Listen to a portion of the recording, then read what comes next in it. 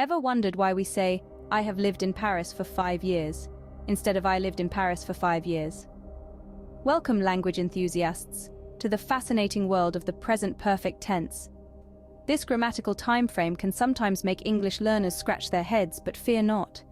Today, we're diving deep into its rules and usage, and by the end of our journey, you'll be wielding this tense like a pro.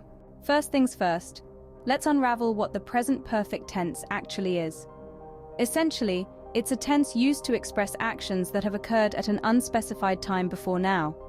The exact time it happened doesn't matter, it's more about the action's effect on the present moment. It's like looking at your past through the lens of now. The present perfect tense is formed using the auxiliary verb have or has, followed by the past participle of the main verb. For example, I have eaten or she has traveled. Remember, have is used with I, you, we, and they, while has is used with he, she, and it. Now, you might be wondering when to use the present perfect tense. Well, there are 3 main situations. Firstly, we use it when an action that started in the past continues to the present. For example, they have lived in London since 2010. Secondly, it's used when an action happened at an unspecified time before now, like I have visited China. Lastly, we use it when talking about changes over time. For example, the climate has changed drastically over the last decade. But there's a catch. We don't use the present perfect with specific time expressions such as last year, when I was a child, or in 1999. Instead, we use the simple past tense. So it's I visited China last year, not I have visited China last year.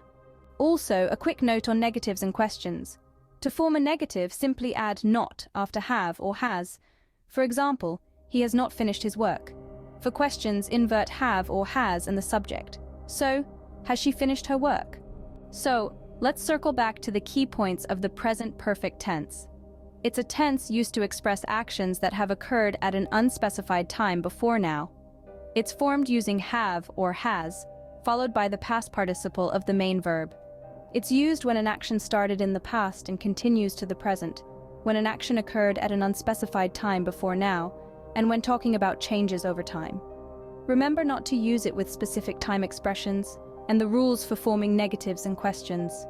Isn't it fascinating how language evolves and how tenses like the present perfect help us express complex time relations? Keep practicing, keep exploring, and soon enough, you'll be navigating through the intricacies of English grammar with ease and confidence. Until our next linguistic adventure, stay curious and keep learning.